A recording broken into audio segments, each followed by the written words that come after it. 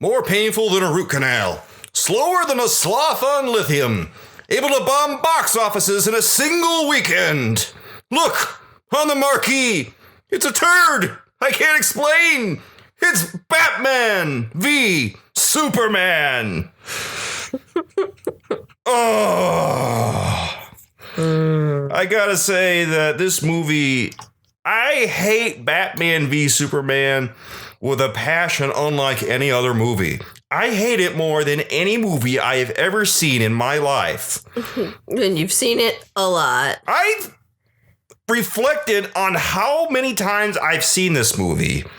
And I realized I've seen it, I think, 4 times, which means I've spent roughly 10 hours of my life on Batman v Superman. And that was depressing. I didn't know what to do at that point. I had to seriously sit down and reflect on my life choices. Yeah. This movie is so bad, I broke up with friends over it because they thought it was one of the best things they'd ever seen. And I could not handle that. This movie was so bad that when they said they liked it, I said, I don't understand how you guys can like it. And they said, well, it's just like any other bad movie you like. And I said, well, that's not even remotely the same, because my level of enjoyment from bad movies is because they're bad, and I laugh at them because they're bad. You guys genuinely think this was good. So long. Yeah. And you did that. And I have not spoken to them in almost 4 years. You have not. I can't say I miss them, though. Well, they were kind of terrible people anyway, so... So it's okay. Oh, no great loss, but still, broke up with some friends because of this movie. That's how bad Batman v Superman is. Also, I worked as a background extra on this movie. So you're extra offended it came out bad. Yes, I'm so sad that I was in a terrible movie. I know the experience of being in a lousy movie, and it is painful. The only bright side is I'm not sure I made the cut. Maybe I did, but if you look hard enough, maybe you'll be able to find me someplace. I don't know. Well, what did you think this movie was gonna be when we were going into it? Because we saw this movie once after I'd already seen it because you had free movie passes. Yes, and I couldn't miss this cultural milestone. Is that what we're calling it? A cultural milestone? It's certainly memorable. I think of it more of as a urinal cake that got lodged in the toilet. It's the Lady Gaga's meat dress of movies. Ugh. It was bad. It was rotting. It stank at the ceremony. Yeah, it's bad. But if you were there, you're going to tell your kids about it. I thought there would be a plot more than there was. It just meandered. Like, it's 2.5 hours long, and for the first hour and a half, nothing happens. I gotta say, for about the first hour, you're right. Actually, the first time you see this movie, it is an incomprehensible mess. Now, I've seen this movie, like I said, 4 times. So on repeated viewings, I've understood the film more and more. And I feel like I'm at a point where I understand the movie as much as a human being possibly can understand Batman v Superman at this point. It doesn't get any better. In fact, the movie's gotten worse with repeated viewings once I realized what actually happened throughout the entire thing. Yeah, once you're like, this is all there is. Yeah, and once you finally understand why the logic is so poor, it starts to hurt your head a little bit. Good God. Now, here's where I'm coming from. Now, I understand comic books. I read a lot of comic books, and I know a lot about Batman and Superman. So when I heard about this movie, it kind of sounds like a studio exec's wet dream. Or some stupid idea that one of them pitched during a meeting. And it pretty much is. But there is a comic basis for Batman v Superman. Like in Frank Miller's The Dark Knight Returns, Batman and Superman do fight at the very end of that story. And Batman does construct an anti-Superman suit to fight Superman. Oh, wow. But as I recall, he didn't have any kryptonite on him during that fight, which seems very short-sighted on Frank Miller's part. So he got boned. He pretty much did. He did the best he could, but he kind of got his ass kicked by Superman. Because in that comic book, Superman grabbed hold of his wrist at one point and crushed it very easily. Ooh. Yeah, he broke his wrist in just one swoop. Ooh. But Batman was able to land a good hit on Superman that knocked him down hard. Mm-hmm. Now, maybe... Actually, I think the Green Arrow might have fired some kryptonite into that battle. Mm-hmm. So it's been a while since I've read the graphic novel. It just seems strange that there wasn't more kryptonite in it. I think part of the strategy for the graphic novel is that the Green Arrow was supposed to fire the kryptonite in there so that Superman would be taken by surprise, because I think he was counting on Batman to have it on him. Ah. But obviously in this movie, Superman doesn't know anything about kryptonite, because kryptonite wasn't present in Man of Steel. And for everyone who doesn't know, Batman v Superman is a direct sequel to Zack Snyder's Man of Steel from 2013. Yeah, that was unclear to me when I first saw this. You had to explain that to me. Yeah, well... But to be fair, I don't think I've seen Man of Steel. I mean, you wouldn't really know unless it was very loudly broadcast. Mm-hmm. I mean, I think it helps because they never really explain who all the aliens are at the beginning. The thing about this is that it has a different title than Man of Steel. Marvel movies tend to title themselves as direct sequels to one movie or another, even though all the movies make references to each other. Like you have Iron Man 1, which is just Iron Man, then Iron Man 2, Iron Man 3, Captain America 2, Yeah. and blah, blah, blah, blah. But this movie just goes straight from Man of Steel to Batman v Superman. And if you weren't aware by perusing things online and no one told you, you would never really know that this was a sequel. But it is a sequel.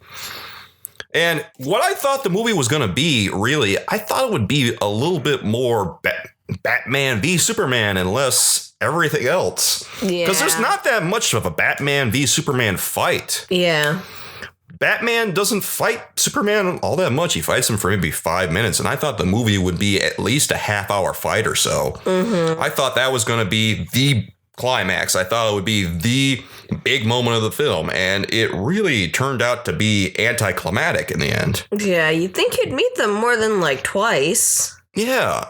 Or that they'd meet each other more than like twice. Just to have a little bit of motivation. I imagine that the conflict between them would be rising ever more. They'd meet probably half a dozen times or so throughout the movie, something like that, until they have their disagreements come to such a head that they come to blows. Yeah. And that's when Batman starts preparing for his big fight with Superman, because obviously Batman can't take Superman by himself. No. That's you say Batman v Superman and you think, oh, that sounds cool, but you need a little bit of a reality check on this one. There's no way Batman can handle Superman unless he plans extensively. Yeah. See, and in my head, that maybe that's what the fight would be over.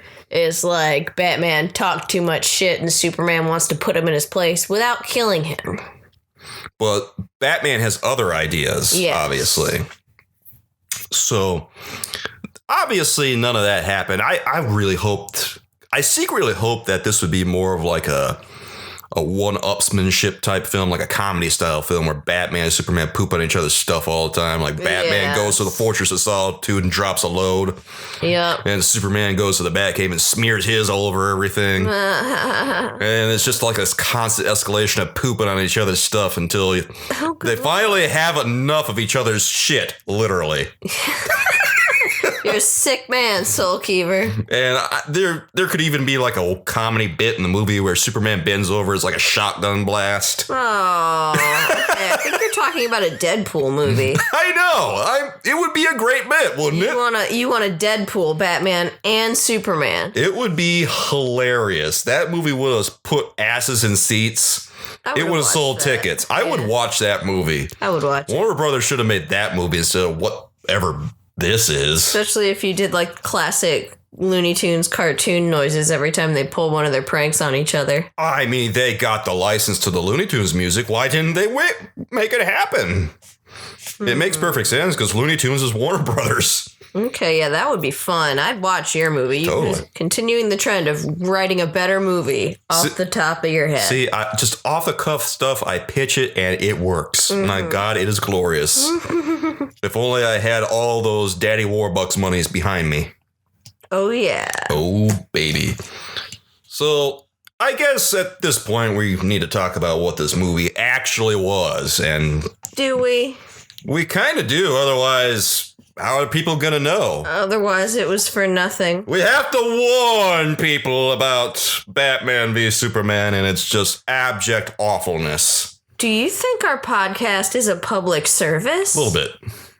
Okay, I can roll with that. It's a little bit of a public service and a warning to all the people who are interested in bad movies.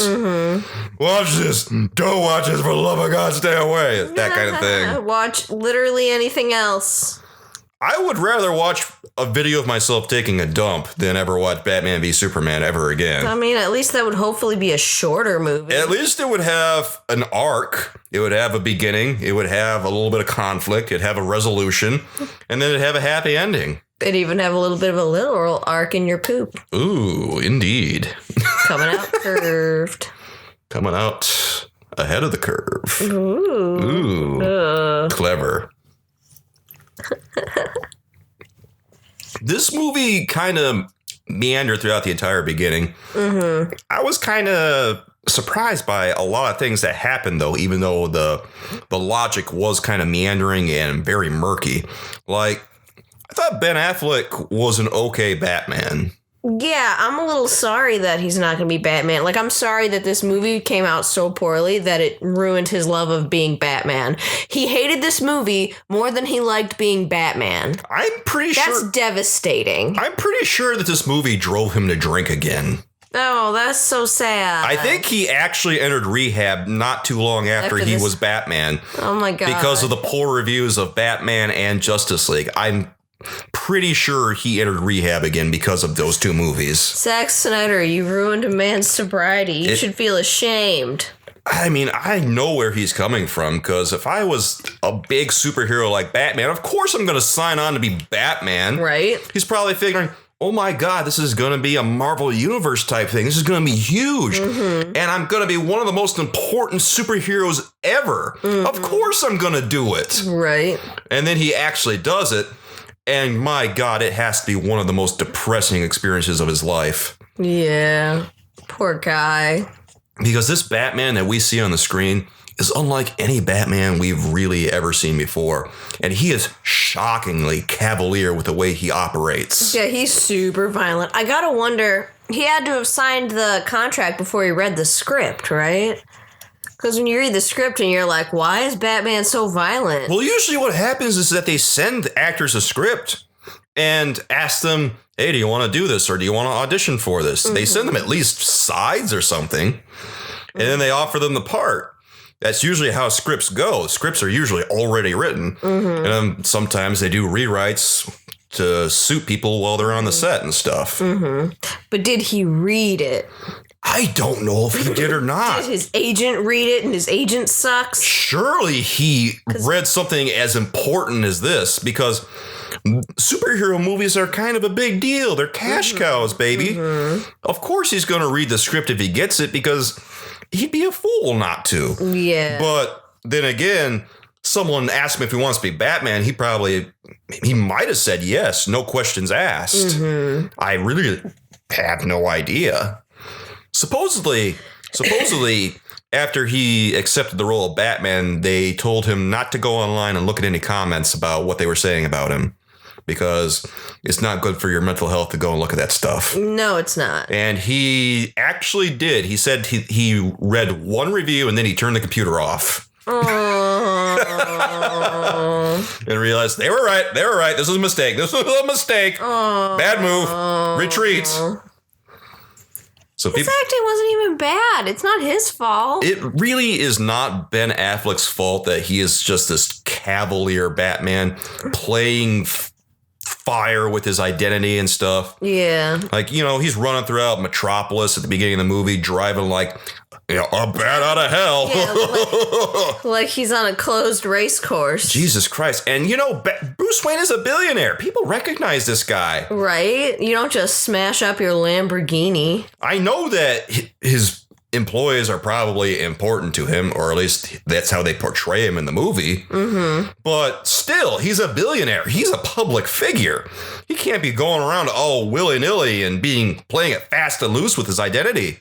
Right? Like, because the skills that he was showing, like when he was, you know, driving around town like that, busting, or, you know, ready to run into a burning building, those are not average skills. Those are incredible practice skills. Mm-hmm. Someone's going to look at that and say, who that's Bruce Wayne? Mm-hmm. Was that Bruce Wayne? And it's not like this movie takes place like in the past. You said it came out in like 2016. Yeah, that entire... There'd be people with their phones out like, is that Bruce Wayne? And then he's going to wind up being a meme. I know that there's a lot of carnage happening, but people are still going to see some stuff. Mm-hmm. This takes place during the events of Man of Steel where Superman is fighting Zod and is causing all this destruction. There's actually a kind of a point of criticism in Man of Steel was how much destruction Zod and Superman were causing. Like they were leveling Metropolis. Oh, wow. And it was incredible the amount of damage. I'm just looking at this going, this is a bit much. Christopher Reeve Superman would be a little bit more careful than this. Yeah. Boy, oh boy. This is so much carnage, dude. He wouldn't level a city like a hurricane. No, he would exercise a bit more caution. Mm-hmm. Christopher Reeve Superman was more subtle than this. What do you mean by subtle? I mean that he would be very careful about causing any casualties. Mm-hmm. Because obviously in a movie like that, dude, there's casualties. Yes. Whole buildings are coming down. Superman, Christopher Reeve, Superman, would find a way to relocate the fight so that there weren't so many casualties. Right. You're right. And I can't believe that Man of Steel Superman didn't do that. Mm-hmm. He did not relocate the fight so there weren't so many goddamn casualties. Mm-hmm. He would take the fight into space on the moon or some shit, or in a countryside. I would like to see a fight on the moon. Yeah. I would watch that. Literally any place where there isn't a huge population, because that's what a responsible superhero would do, especially during a fight that epic. Especially one who can move that fast. Yeah. So there's no reason why he wouldn't move that fight. It did give the movie something to play with for the opening shot of BVS, or when I say BVS aloud, it sounds like I'm talking about poo again. It kind of does. Well, it did give BVS something to play with for the opening scene, but you gotta get your poop knife to flush this movie. It doesn't mean it was any good, you know? No. Good Lord. And they kind of just have like a flash forward thing where they go to 6 months after the fact. So the movie opens with like that segment, and then it goes to a whole nother segment like much, much later. Mm-hmm. So I don't know how I feel about it. It works with Man of Steel, but Man of Steel wasn't really a good movie. It was an okay movie. I know you haven't seen it, so it's maybe we'll watch it sometime. Maybe. Just so you have a better, I don't know, understanding of what BVS was all about. Like, we need that. I'd rather finish Venom, thank you. I'm saying these things aloud. I'm realizing, ooh, that doesn't sound like fun at all. Right? Oh, that sounds like the anti-date. Are you trying to get me to break up with you? If I wanted to get you to break up with me, I would show you Justice League immediately after watching this. Where's the one where they didn't cover his mustache? That was Justice League. Okay. Yeah, Justice League was its own set of problems. Yeah, that was really bad. Like, I thought they would learn from the mistakes of this movie, but then I watched Justice League in theaters, and I said to myself, oh, God. Oh. Like, literally when the movie opened, I was looking at it going, oh, God. oh, wow. Oh, this is happening. Yeah. 2 movies I watched from Zack Snyder where my jaw just drops at the quality. Not because it's good. Not in a good way. No, not in a good way at all.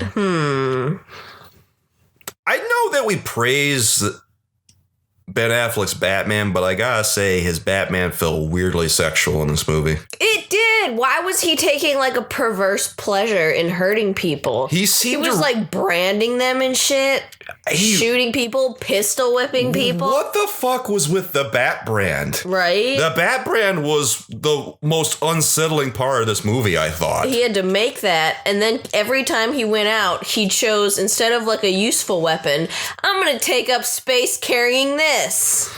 He literally took something off his belt and said to himself, you know what this space needs? A Bat brand. Yep. We're going to leave a mark on crime. Literally. Oh, man. It was the creepiest thing. And so creepy. The purpose of the Bat brand in the movie was to exercise this extrajudicial type punishment, more so than he usually demonstrates. And to just leave a mark on sex predators. But the thing about that is it's not really needed because sex predators are already kind of marked in a figurative way when they go to prison. Yes. They're already segregated. They already catch all kinds of shit. So there's really no point to the Bat brand except just to be weird and cruel. I would agree. Yes. It's just weird and cruel. He went full dragon tattoo on some people. And it just, I don't know. It wasn't gung-ho fun. It wasn't No, I didn't. funny. I didn't look at that and say, "Oh, this is awesome." Yeah. It was really uncomfortable. That wasn't the fun kind of vigilante. I was looking at him going, "Batman, what the fuck are you doing? Put What that away, you weirdo." Yeah. I thought that maybe he was going to sign a letter or something with his bat stamp. Nope. And then you just see.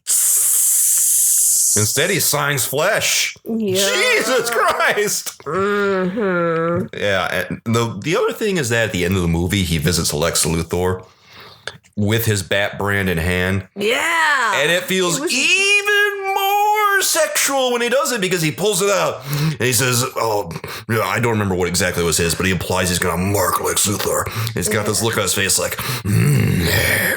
Right? Yeah. He was smiling.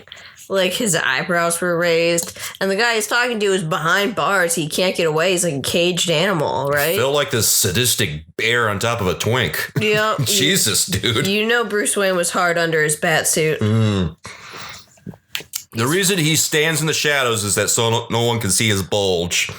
Yes.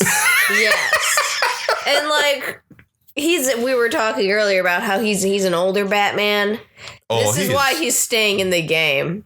He'd retire and do a Batman Beyond thing, except he gets off on this kind of crime. He would retire, but then he would never get hard ever again. Yes, and that is too much for this Batman to bear. Yes. He really is an older Batman, too. He's kind of gray around the temples. He comments on how he's older than his father ever was. Oh, that's sad. And Ben Affleck, he was kind of, I'm not going to say real long in a tooth to play Batman, but he was older than Christian Bale. And Christian Bale was 39 the last time he played Batman. But Ben Affleck, I think, was 43 or something when he played Batman this time around. Okay.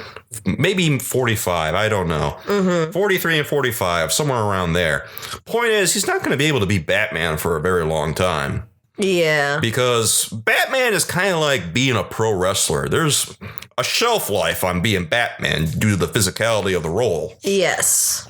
You're going to hurt yourself if you try and do Batman at 60. Right. And they just cast Robert Pattinson as Batman, which I think is a pretty good choice because he's still a pretty young guy, got a lot of life in him, and he's a good actor. I think he can handle it. Yeah, I like him. He's probably going to be an awesome Batman, to be perfectly honest. I know that we always poo-poo Batmans. Everybody poo-pooed Michael Keaton. Everybody poo-pooed Ben Affleck. They were both pretty good Batmans, honestly, except for, the whole branding bit, but whatever. Yeah. That's not Ben Affleck. Right, yeah, that's not. Ben Affleck did what he could with the role that he was given. And I have to say, Ben Affleck, for that. No, there's absolutely no reason to fault Ben Affleck on this one. Ben Affleck did an A-plus job. He brought his A game to the role. Unfortunately, it was an F-grade movie. Yes. Which, again, so depressing. Henry Cavill, though, good Lord, I don't know. I'm going to be almost really sad if they get their shit together for the next Batman role and, like, Robert Pattinson gets a huge success out of it and Ben Affleck is like, what the fuck's wrong with me? Maybe I should have stayed with it. It is going to be wild if the next Batman movie turns out to be a success. Mm-hmm. But I don't know how I feel. I've been reading about it on and off. And Ben Affleck wrote a script, but then this guy came in, I think his name is Matt Reeves, and then he decided to rewrite the script to fit his own vision.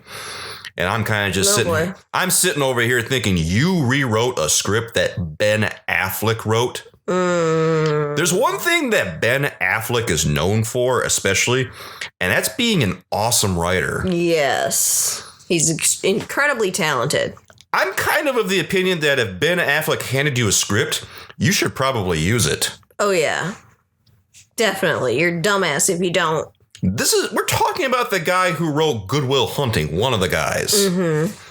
Not to mention he wrote Argo.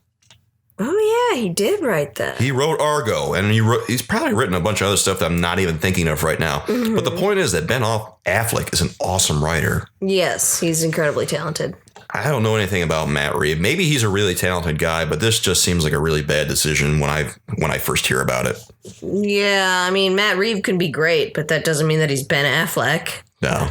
You should still know to learn from your elders. I'm kind of sad that Ben Affleck isn't going to get to be Batman again, because I thought that he was a pretty good Batman. And he deserved a real chance to shine as Batman. And I really liked the voice modulator bit that they had on his costume better than the stuff that Christian Bale was doing with his voice. Yeah. The stuff that Christian Bale turned in a pretty good performance, but it felt really cartoony with him growling all the time. Yes, that bugged me.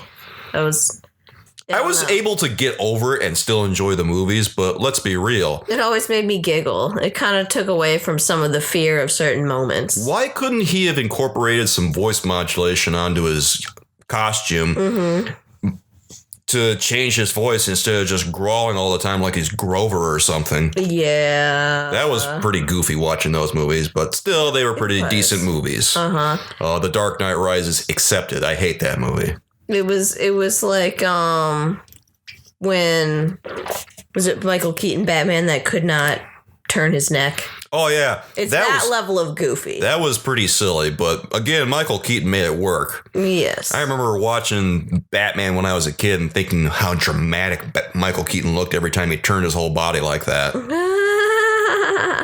That was like some theater stuff you do, man. Yeah. Where you turn your whole body instead of your neck. So that people can tell what you're doing. Yeah. Yeah, okay. You turn your head, that's a small movement, but you turn your body, that's a big movement. Yeah. Good Lord. Fair. So they did those things, and I learned to love them, we'll say. You were also a child. I was a child, but then I was also a little bit more grown up when I saw Christian Bale, and now I'm a grown-ass man watching Ben Affleck, and, Ben Affleck was all right. Mm-hmm. So was Gal Gadot, but Henry Cavill, I don't really like him as Superman. Never have. Really? What's wrong with his Superman? His Superman feels kind of cold around everyone around him, except Lois Lane. So Superman is supposed to be kind of cold. No, Superman is a very warm superhero. Okay. He might be cold to his enemies because obviously they're his enemies. But Superman has always had a warm personality about him whenever he speaks with anybody outside of his rogues gallery. Okay. Like, that's the thing that really sets Superman apart from other superheroes, is that he's the most approachable superhero. He's a superhero that is probably the friendliest in the entire world. Like Christopher Reeve's Superman had this aura of warmth about him that no other Superman has ever had. And that might be a Christopher Reeve thing that can't really be replicated. Maybe. But it really made his Superman feel like the genuine article. Okay. Because, like, I'm familiar more with, like, cartoon Superman, and I remember him being a man of few words. I remember him being a man of few words, too, but he still had that certain warmth about him. Maybe not the same as Christopher Reeve, but he still was a very warm superhero. Okay.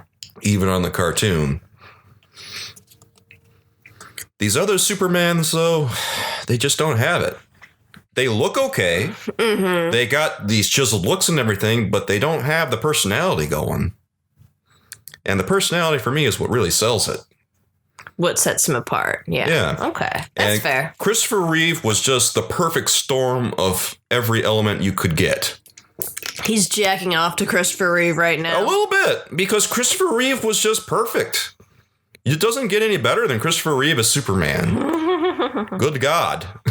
A performance that can never be topped. Pretty much. So that's just how I feel about Superman. And I don't know if they're ever going to get it right ever again. Maybe not.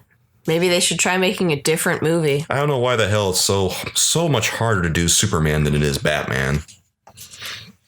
I don't know that it necessarily actually is. Maybe it's because Superman doesn't wear a mask, but Batman does. Yeah, that's an interesting theory. Yeah, it's just the way I feel about it. Mm-hmm. Lex Luthor in this movie was kind of shitty.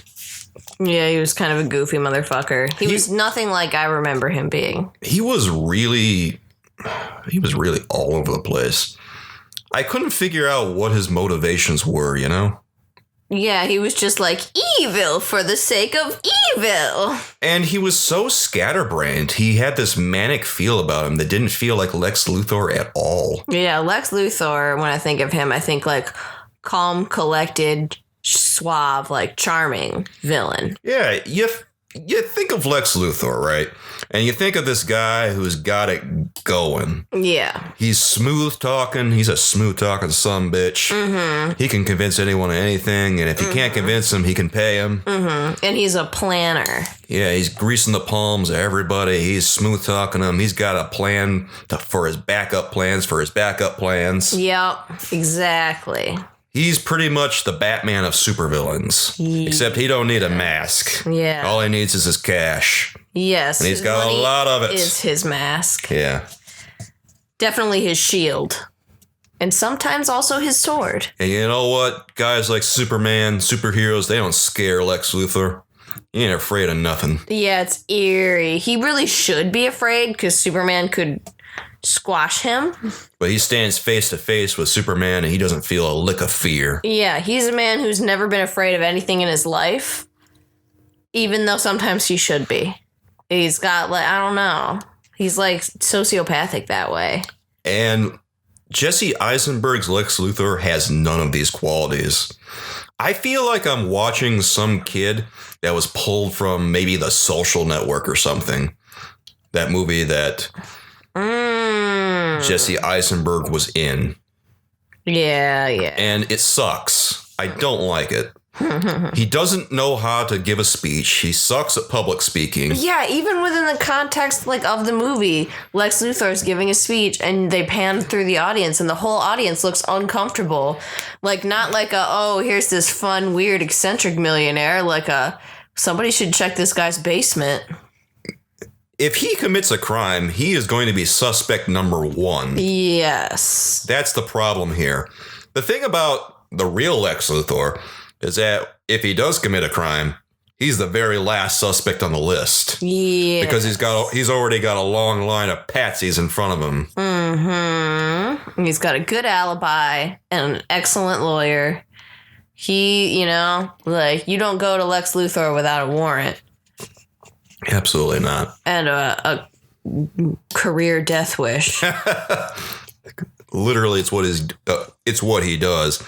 He'll kill your career out like that. Yep. Because he's got the power to do it, baby. Yep. And all the connections in the world. Yes, he's a very well-connected man. I really didn't like the way they portrayed Mercy either. In that they barely showed her? Yeah, they just kind of showed her doing menial tasks and everything. She wasn't really a bodyguard. She was just a random assistant. Yeah. She didn't really do anything. It was disappointing because I remember her being in every episode that he was in, like in the cartoon. I'm kind of realizing now that the women in this movie really felt like props. They were. It was uncomfortable. That's one of the things I think was so uncomfortable. Mm-hmm. So all the women in this movie, they don't really have their own fleshed out personalities. They don't have their own. They literally used Mercy as a seat warmer. They did.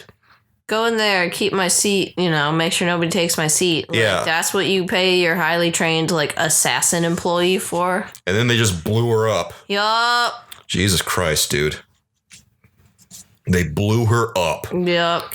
I couldn't believe that they blew her up. She's one of his most valuable assistants, and he really does value her on the cartoon and the comics and everything. Mm-hmm. But in this, just threw her to the wolves. Right? Just cold. And for all the other women in the movie, it really doesn't get any better. What do you mean all the other women? I think the only other women in the movie, or the women in the movie, are Martha and Lois. Well, there's Martha, there's Lois, and then there's Wonder Woman. Oh, yeah, okay. Wonder Woman shows up at the end briefly. And again, she's more of just a prop for the other two to do their thing. Yeah. She doesn't hardly say anything in the movie. All that really happens to Wonder Woman is that Batman is kind of sexist against her for a couple of scenes. Mm-hmm. Oh, yeah. He's like, but 9 out of 10 men would let you do or get away with whatever you want in that dress. Yeah, he makes a remark about, the backless dress she has on. Mm-hmm. And then wants the data that she stole from him. Yeah. And then she joins their fight at the very end. Right? Because, yeah. To help them take out Doomsday. And she shockingly doesn't really say anything during that fight either. Right. He owed her an apology. A major apology, especially after he realized that she could crush his head like a watermelon. Right. But honestly, I think it's because she came from 1918. Mm-hmm. And as rude as Bruce was being, that's still better than anybody else in 1918. Indeed. Isn't that kind of scary to think about? Yeah, it's very sad how much we still put up with because it's better than it used to be. It's a low bar to set, but I guess at least it's a bar. Yeah. Lois Lane was way over her save quota. Jesus Christ. I literally counted, I think, 4 times where Superman came and saved her. Yep. And she's not like a dumbass in the cartoon. She's a dumbass here. Yeah, she doesn't do anything here. Lois she sits there like she knows, even, at least like Lois Lane in the cartoon had the courtesy to act surprised every time Superman saved her. She just expects it like, I'm not really going to try and get out of this ice because I'm not going to drown. Superman will save me, even though he should be busy saving the world right now.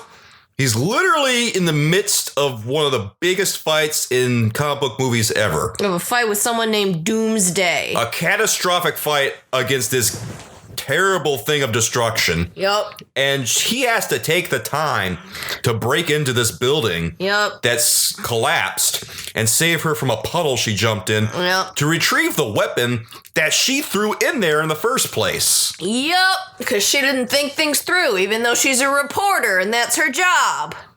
I swear to God, Superman has like a homing beacon attached to Lois that's connected to his penis that he flies toward whenever she's in peril. Yep.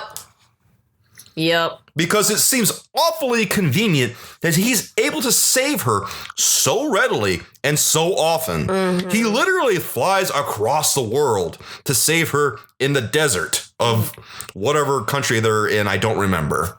I don't remember either. It's not that important, but they were captured by some warlord off in the Middle East, I guess. Mm-hmm. And somehow he knew that it was happening. Yeah, he definitely has something homing in on her. Your guess is as good as mine as to why that is. Definitely had something homing in on her. And can we talk for a second about okay. She's interviewing this general. And she, looks down at her notebook where you'd think maybe she had, smart questions or specific questions. But they are the most basic questions you could possibly ever think very of. Very basic. Real softball questions. Are you a terrorist, General? Do you think he's going to answer that honestly? Right? You know, I mean, terrorists never think that they're terrorists. They think they're revolutionaries. You're always the hero in your own story. Yeah. Come on. What do you think he's going to say? Did you really need to write that one down? Are you going to write down yes or no as well? She's seen X number of situations. Is she really that flustered here? Right. Come on. What is this, her first time out in the field? Is that the best that you could prepare? Lois looks like she's at least pushing 40 in this movie, so she's got some experience under her belt. Right, yeah. This isn't her first. She's not a beat journalist. This isn't her first time. God almighty. They don't send you into the war zone if you don't have a couple good pieces. Duh. So just the fact that she showed up and asked a question like that, I face palmed. Jesus Christ, dude. And then there's another part of the movie where she falls, and then because Lex Luthor pushed her off the top of his skyscraper. Oh, yeah, and he's like, come look at this view, and she just walks on over like she was nervous, but she did it anyway because she has no fear of death because her boyfriend saves her every time. And of course, Superman saves her. Yep. And then when the movie gets going again, because apparently that's the catalyst we needed to get this going. Yep. It was such a mess getting all the motivations together for the big fight scene between Batman and Superman. Well, and they were already fighting, so Lex Luthor didn't really need to get involved in that, but he does anyway. Yeah, I mean, here's the thing. Batman and Superman at this point already had motivations to fight each other. Okay, right? Yeah. Batman blames Superman for the deaths of thousands of people because of the events of Man of Steel. Okay. Well, there's a whole list of things that could possibly be wrong with that, but it's not unreasonable for someone to be mad about that kind of thing. Okay, Batman's got his motivations, kind of xenophobic and everything, kind of unreasonable in some regard. Yeah. But at least he has a concrete motivation. Okay? Yeah. Yeah, it's something. And then Superman has a flimsier motivation. The implication here is that Superman doesn't want Batman to be Batman anymore because he thinks he's going too far.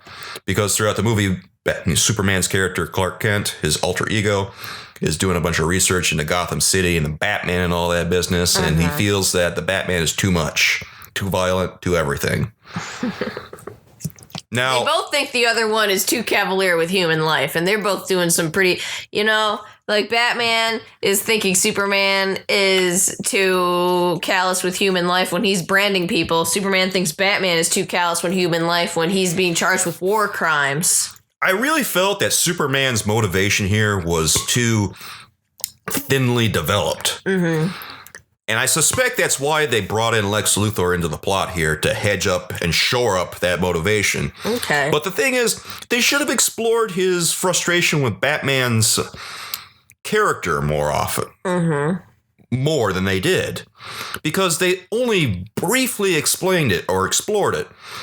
And then you go straight to a scene where Superman encounters Batman or confronts him and says, the bat is done. When next time they show the light, don't go. Yeah, that was rude. And I feel like Superman should have developed his hatred of the Batman more before that confrontation. Because then we would have had two very solid motivations on our hands. But in this case, we have one pretty strong motivation and another one that's very flimsy.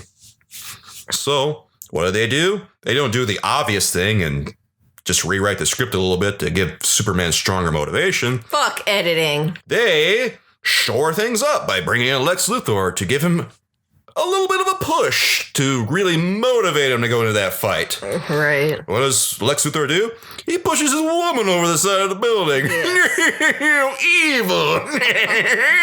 Also, literal push for Superman. Literal. And then what else does he do? He kidnaps his mom. Yes, the two most, what is that guy's name? Like Snidely Whiplash? Yeah. Type villainous things ever. Pushes a woman over a building and kidnaps his mom. What's next? He's going to tie one of them to a train track? He might as well. Put a stick of dynamite in their mouth? One step away from there. Just do it already. Get it over with, you nerds. Right? Ridiculous. When you really think about it, it is damn silly. Oh my God. But apparently that's enough to get Superman going. And he kind of gives the most authoritarian dichotomy ever to Lois before he goes into the fight. I kind of LOL'd when it happened. Oh, yeah. I have to convince the bat to help me or else he has to die. Right? Like, that's fascist. That was a bit much, to be honest. It was. Like, oh, what was this about Batman being too harsh? Mr. Help Me or Be Murdered? Suddenly he wants to pop Batman's head off like it's a freaking Lego figure. Ooh. Jesus Christ. Well, the whole fight, again, it doesn't last very long. It's shockingly short. It felt longer, I think, because there were technically 2 fights back to back. Yeah, because of the Batman v Superman and then all of them versus Doomsday. Yeah. Yeah, the whole Doomsday thing was a whole big problem in of itself, but this fight was so short that this fight against Doomsday was so much longer than the fight from Batman to Superman. And it was really disappointing. It felt like a real bait and switch.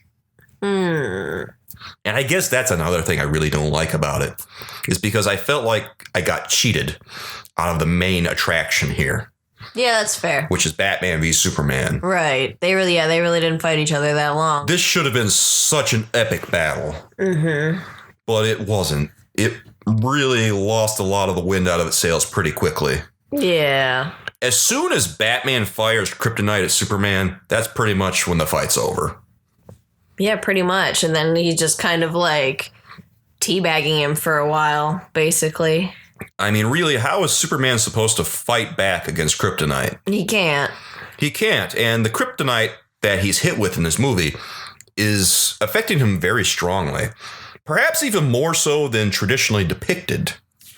Because usually when Superman is confronted with kryptonite, he's able to resist it a little bit for a little while. He isn't automatically crippled. He's able to power through it for a little bit before he succumbs. Yeah. But then here, it's like it makes him like nauseous and then drops him. Yeah, he can't go on. And Batman just whips his ass. But anyway, what the real big problem though about this fight is that it brings us to the climax of the movie, and it's the most ridiculous damn climax we've ever seen. Yeah. I can't think of another climax more ridiculous than this movie's. Where it all hinges on both their mothers having the same name, Martha. Yeah. Batman goes from having his boot on Superman's neck. He's ready to just stab Superman in the heart with that kryptonite staff. Yeah, kryptonite spear. And then he's like, save Martha. And it's like, why are you calling your mom by her first name? I don't think, she's... What's wrong with him? Appreciate that. Does he not think that she's his mom? Is that what's going on here? I don't know. Yeah, that's rude. She raised you from infancy. Show some respect. Dude, she might be your adoptive mom, but she's still your mom. Yeah. I don't care what planet you came from. Show some respect, you super prick. Right? Jesus Christ. And then Batman is immediately triggered by the name Martha. Yes. Big time. Big time triggered. And he just growls, why did you say that name? Why? Like, he's never heard the name Martha since his mom died. Dude, do you realize how common the name Martha is? I'm not sure he has. And then, like, Lois Lane comes running up, like, it's his mother's name. Like, explaining it. And like, she could hear the first half of the conversation. Because if she could, why wasn't she just going up and being like, stop stabbing my boyfriend? There's just so many problems with Lois Lane showing up in this fight. Like... One, how the hell did she know where they were? How did she know the exact location, for one? I guess if she knew the exact location, she could probably follow the carnage. Yeah. And they were probably making all kinds of sounds that you could probably follow to the eye of the carnage, I guess. The eye of the hurricane. Yeah, that's fair, because there's destruction all around it. And it's probably on the news. Yeah, and... Hurricane Martha. Again, that's a good one. Thank you. I am clever sometimes. Oh, why didn't the cops show up? Why did no one call the police? What are the police gonna do? It's Superman. Yeah, but they could take down Batman. They're just hoping it stops. They're just gonna put their hands together and pray, I guess. Yep. What else are you gonna do against these superhuman assholes? Yep, they're just waiting for them to finish beating it. You know, it's like a bar fight. They're waiting for one of them to pass out, and then they'll take the other one to the slammer. They're gonna wait for them to stop fighting and then hope that Superman gets tried for war crimes again. Yep. Yeah, shows up. That was another thing that happened. Got tried for war crimes, and then he never got sentenced because Lex Luthor blew up the courthouse. Oops. Which, what was even the point? Just because the senator from Kentucky or Kansas or wherever was keeping him from importing his kryptonite?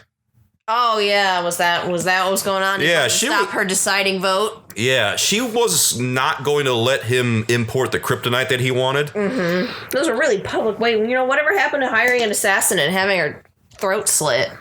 Why you gotta go weird with it? That was not a very classic Lex Luthor move. That was a very, very heavy-handed move. It was messy. Killed a lot of his own local people. Killed his own assistant.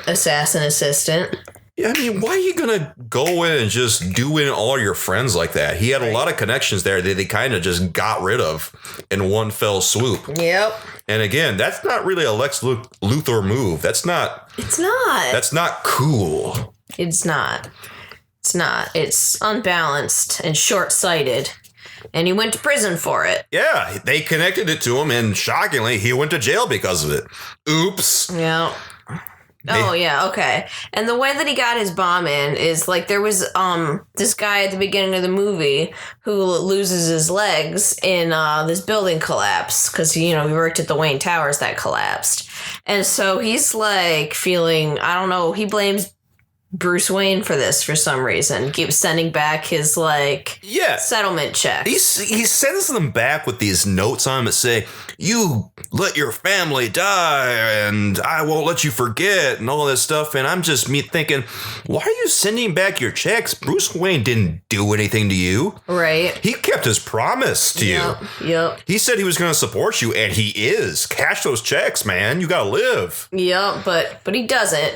Instead, Lex Luthor calls him up and shows him this brand new custom power chair and is like, "You want your voice to be heard?" So I'm not sure this guy even knew what he was getting himself into. I think he thought he was getting a power chair for testifying against Superman. Which, I guess that's an okay deal. Yeah, you're allowed to air your grievances, and Superman could have standed to not throw Zod into a building. That is quite reasonable, actually. Yeah. And I think that this guy deserved to be heard. Yeah. But I don't think he knew he was going to get blown up for it. Well, why would he expect that? No one would expect that in a million years. Mm-hmm. And if this were Lex Luthor from the comic books, he would have played it cool. And he would have just given the guy the chair and let him go in and testify. Because that would be a knock against Superman. Yep. And that would have, in itself, been a power play. Yeah, and he had to know a bomb wasn't going to take down Superman. So it's not like he thought he was going to kill him. And what? Did he think that the bomb was going to be blamed on Superman? Right? Everyone knew it wasn't Superman pretty much immediately afterward. Oh, yeah. He came in that real fancy custom LexCorp chair. Duh. They linked it pretty much immediately to the guy who was in the chair. Yes. Because they're that's the only way. I don't know if they used to check things back then before they let you inside. I wonder if it's only in 2016. Well, it was filmed in 2014. Yeah. But still. So they were checking things by then. That's a post 9/11 world. Of course they were. So, I remember getting wanded going into the courthouse for, divorce court when I was a kid. Again, this is just another stupid plot point that doesn't make a lot of sense when you think about it. Like a lot of things in this movie. Yeah. It happens so often, it's really frustrating. Mm-hmm. In the comic books, Lex Luthor, I know we talk about it, but Lex Luthor is more like a politician type. Yeah. Really cold, calculating. He's not going to just do things off the cuff like this without considering the repercussions of what he's going to do. Mm-hmm. It's frustrating to watch this movie and just see this depiction of Lex Luthor. There's really no reason for him to be here. Really no reason at all. Mm-hmm. Oh, well, what are you going to do? The movie exists, and now we're here. Yeah, pretty much. Can't take it back. You know what really gets me here? I did some extra work on this movie. I was a background extra because they were filming in Detroit during a large part of 2014. So I spent probably a week's worth of time on the set there. And I got to see a couple of things. I got to see the exterior of the LexCorp building, which was just an office building across from the studio where they were filming. And they made it all up to look like LexCorp. It was a completely different office building, but they just put a LexCorp logo on it. And then on the set itself that they constructed on the studio lot, they had the Superman statue, okay, that you see in the movie. And then they had the memorial, I guess you call them plaques behind Superman all lined up. Okay. And behind that, all that was a giant green screen. So all those city skylines that you see, that's all just green screen. But the Superman monument was actually there. Okay. And this guy who's in the wheelchair is not actually disabled or anything. He's got... Yeah, that's terrible. What they did was they cast an able-bodied guy in the part, even though there's really no reason for him to be able-bodied in this role. Because throughout the entire movie, he never walks. Yeah. He's always either on his back or sitting. So it's not like you would have a good reason to cast an able-bodied person because they make a transition from able-bodied to not able-bodied. Right. So... considering that this guy had a beam on his legs at the beginning and considering that he's sitting the whole time, I don't know why he's here. He's not even a famous actor. Yeah. So again, doubly no reason. He's just some random dude. Yep. I have no idea who he is right now. I can't remember his name. And God, I just had to look him up just to see if he could walk, and he can. And also, since I was on the set, I got to see him in action doing his part. And what they did was they put green leggings on his legs from the knee down. Yeah, you showed me pictures. It looks goofy. It was silly. I remember them propping this guy's ass up on the statue while he was doing this thing. And they had him do it maybe half a dozen times or so. I forget how many times really. But he was at it for a little while. And... it was the most ridiculous thing you ever see with this guy in green leggings. I thought it looked weird. And I wonder why are they putting this guy? Is that like a stunt double or something? No, that was the actual dude. Yep. Is it a stunt double? No. Unfortunately, no. I can't believe that they just got this guy and they CGI'd his stumps in. Right. That seems like so much more effort than was needed. Yeah, that takes a lot more effort than hiring a guy who already has no legs. They could have just CGI'd in the legs at the beginning, or they didn't even have to CGI the legs in. They could have just made prosthetics for the beam that was across them, and then taken the guy out of them, and he would have been fine the rest of the movie. Right. It probably would have been a lot cheaper, too. Yeah, and it would have looked better. Yeah, but here this is, and wow. Okay, guys. Yeah, they wanted to make him a whole Lieutenant Dan. I also remember that I was generally placed in a big crowd of people. And they had us in this big crowd holding candles up, and they put fake tears on us and everything. Well, I can just imagine being the person going by like, would you like a mug of hot tears? Yes, they were just asking, who wants tears? Fake tears, who wants them? Then the makeup artists going around the lot trying to get everyone to look like they were crying. And the direction for this bit where they film us being sad about Superman's death, they didn't really give us a lot to work with. They just said, Superman's dead, look sad. Yeah. And I'm just sitting there, standing there, thinking to myself, oh my God, Superman dies? What the fuck? Batman kills him? How did Batman win this fight? What the hell did Batman do? They didn't really give us any direction about what was happening. We didn't know anything. And what little they did reveal to us, like certain plot points like that, I thought to myself, wow, this movie kind of sucks. And I was right, it turns out, because this movie did indeed blow. Yeah. Just the general feel about the set was that this feels very hokey, feels very cheesy, feels like these plot points aren't very good. Mm-hmm. It felt like the deification of Superman was a bit much while I was on the set. There was a real feel like Superman was being treated like a god. Yeah, I feel you. And yeah, it's one of those things that didn't feel right on the set, and it certainly didn't feel right in the movie.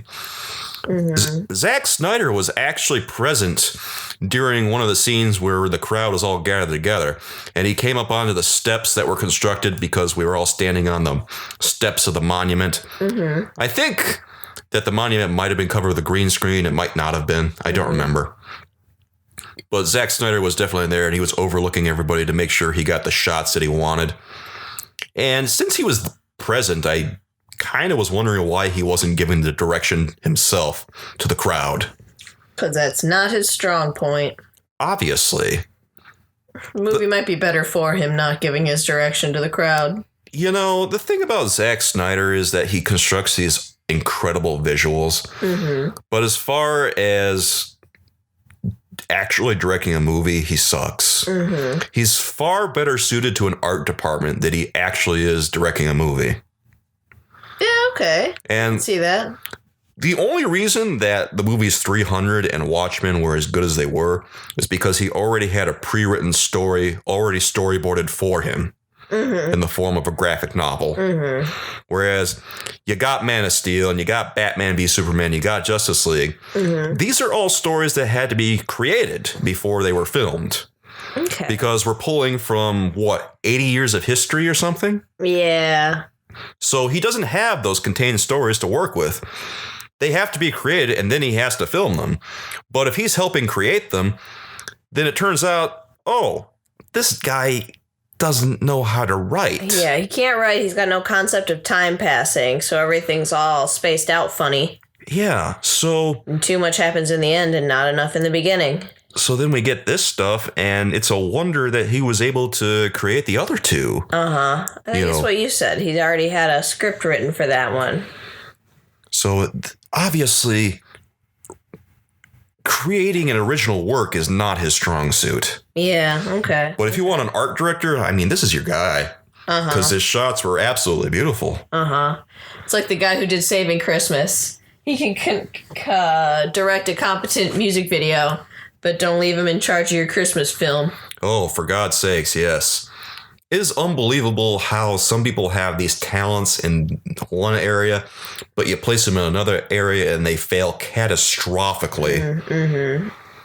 Jesus. And when you mention it, like some of his shots did look like comic book panels. Oh, they absolutely did. And that's one of the great things about what he does is that he's able to make a very good comic book movie if he has the right tools and the right place to work in. Mm-hmm. Like, if the director allowed him to frame his shots and gave him direction to make the shots that they needed, this guy would probably excel to the moon. Okay. Because, wow, the shots that he makes, it doesn't get any better.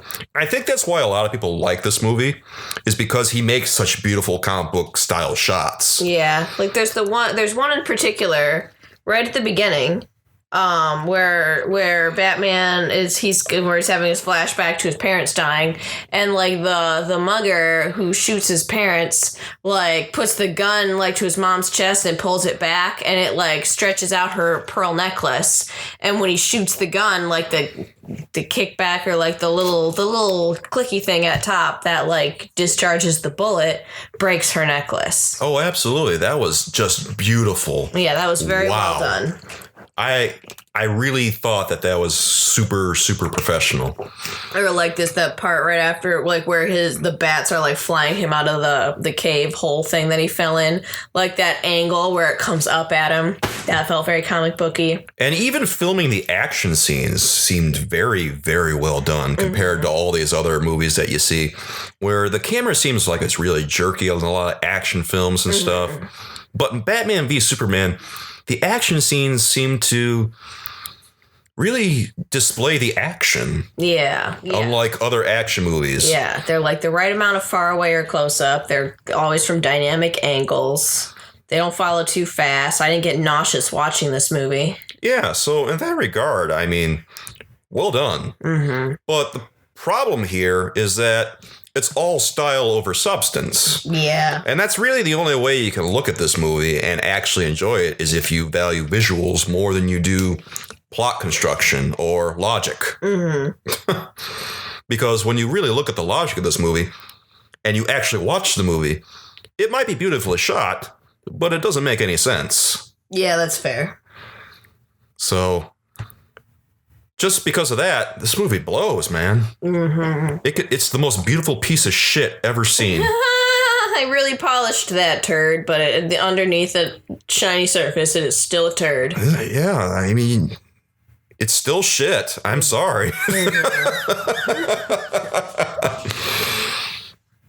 Oh, God. When I think of the worst part of this movie, it's got to be either Martha or the Doomsday bit. Martha is by far the worst bit. I really can't believe they hinged the whole thing on Martha. Martha, it's his mother's name. Why didn't Superman say, "Please save my mom"? Right, and okay, and that would like in terms of, you know, like pulling on Batman's heartstrings and like Batman's original motivation in this would make more sense and be more dramatic, because his whole thing is like, you think you're a god, but you're not even a man, because, you know, he's a xenophobe.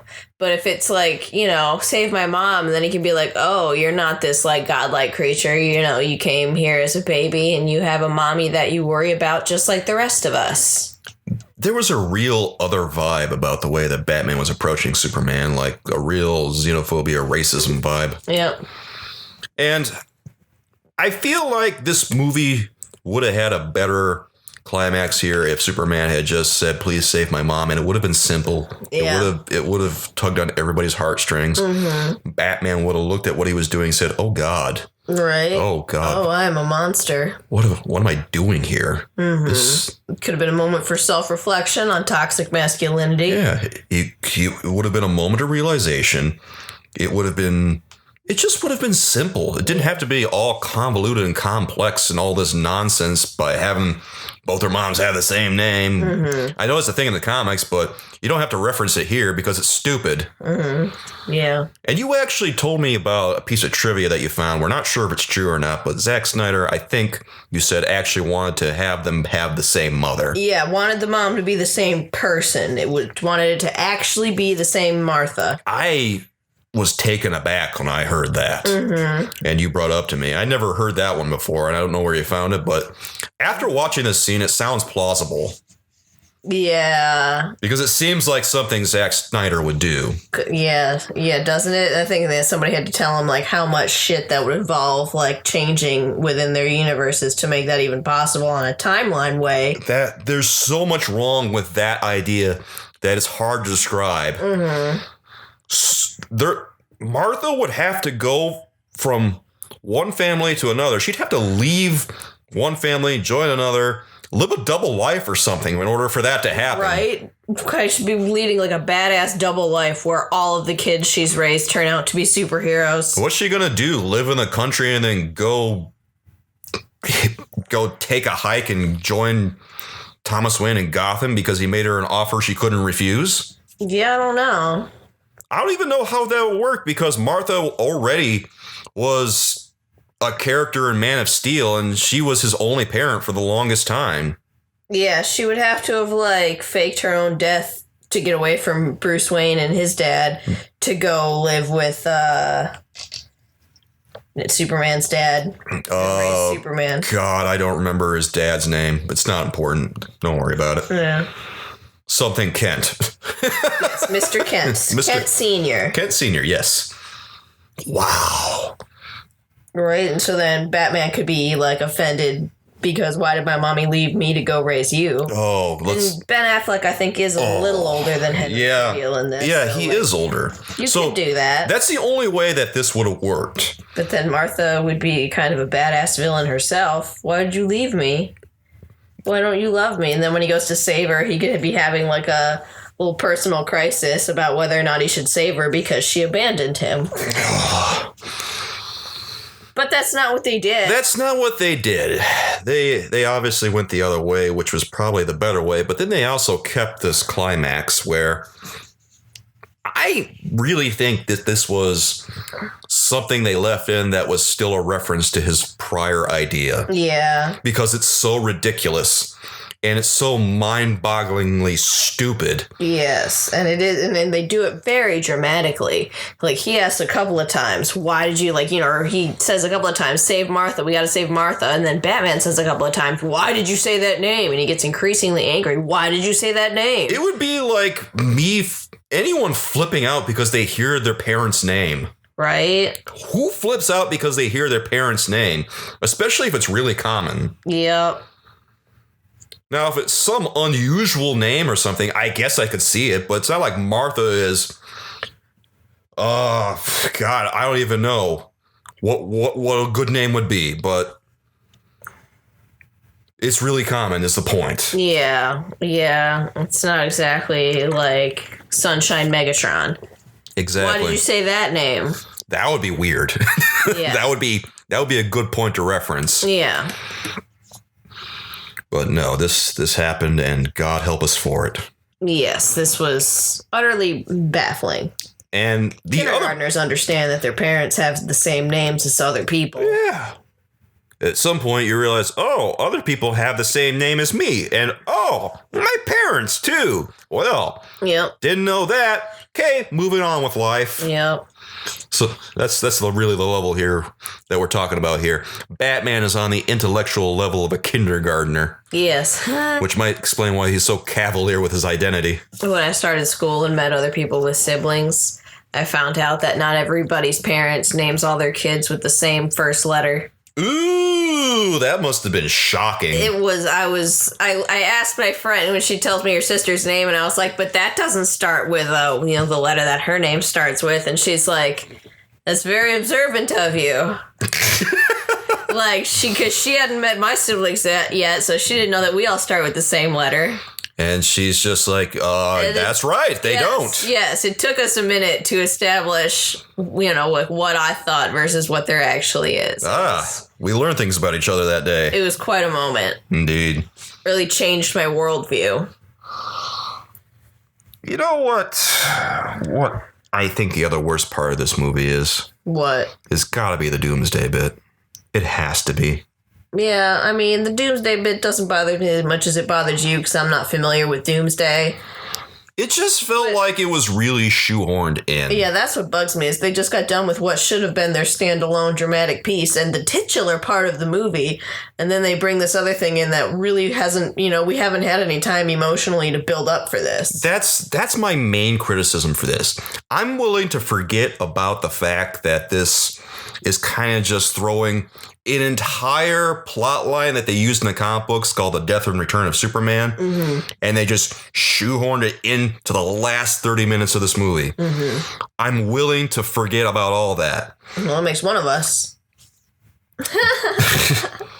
Just for reference for all the people who don't know anything about this. Hi. The Death and Return of Superman is a plot line where Superman fights this alien from another planet who is very, very strong and has the ability to, evolve. Because what happens when this character Doomsday dies in the comic book, he adapts to whatever killed him and then comes back to life, and what previously killed him can no longer kill him. Hardcore. All right? Yeah. Doomsday is so powerful that the Justice League fought him, and he defeated them with one hand behind his back. Mm-hmm. At least I'm pretty sure it was the Justice League. It might have been another team, but I'm just not remembering that much right now, but I think that's it. Doomsday is the common cold. He changes so often we can't keep up. Indeed. Doomsday is so powerful that only Superman can fight him. So Superman does, and they battle each other to the death in the comic book. You need Puffs Plus with lotion to handle Doomsday. Ooh. Be sure you blow hard. Yes. Gotta get them all out of there. Yes. But the point is, they could have made an entire movie out of this. And in fact, they did an animated movie. And it features Adam Baldwin as Batman. Or not Batman, but Superman. I'm getting my Batmans and Supermans twisted. Your Baldwins and your Batmans mixed up. Yep. So, that aside. Lesser or greater Baldwin? He is... Medium grade Baldwin? I don't think he's even related to the Baldwins. He's an entirely different Baldwin, a standalone Baldwin. Yeah, I think he is. I might be wrong about that, but I think he is. I don't remember. He's all right. He's kind of a nutter, honestly. He's kind of crazy and right wing and stuff, and posts about conservative stuff all the time. Oh dear. It's bad enough that all of his friends from Firefly kind of unfriended him. I guess he has that coming. May as well be a Baldwin then. Yeah, pretty much. But anyway, like I say, I'm willing to forget all about the comic book plot line and just criticize this little tidbit based on the pacing and the emotional development that we've had for this particular character. Yeah. We get this monster thrown into the mix. We have no time to really develop any feelings toward what's about to happen. And it feels like it's just a fight for the sake of a fight.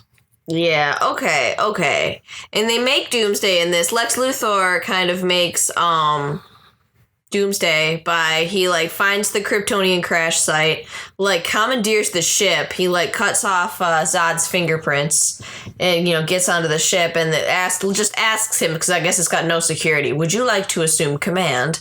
He's like, yes. He learns about, I don't know, Kryptonians or whatever. I think because of Zod's fingerprints, I think the ship assumes that it's Zod. Okay.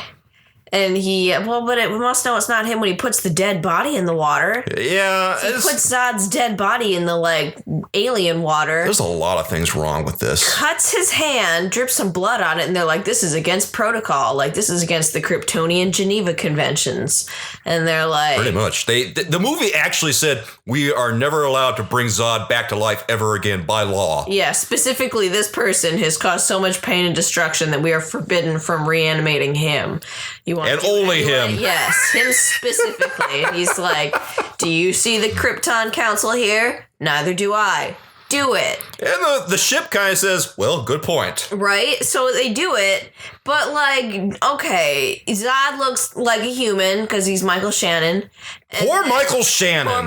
Naked Michael Shannon. And then, you got Jesse Eisenberg, who is Lex Luthor, who is a human. You got two humanoid things. And then their creation is this, troll-looking monstrosity with, rock and lava skin. And it doesn't really compute. Why the hell does he look like this? Right? Why is he so big? And why does he look the way he does? Jesus Christ. Just roars like an actual monster. I thought they were reanimating Zod, not, spawning a whole new hell beast. That's another thing I really don't like about this. There's really no reason for him to look like this. And really no reason for him to have all these abilities.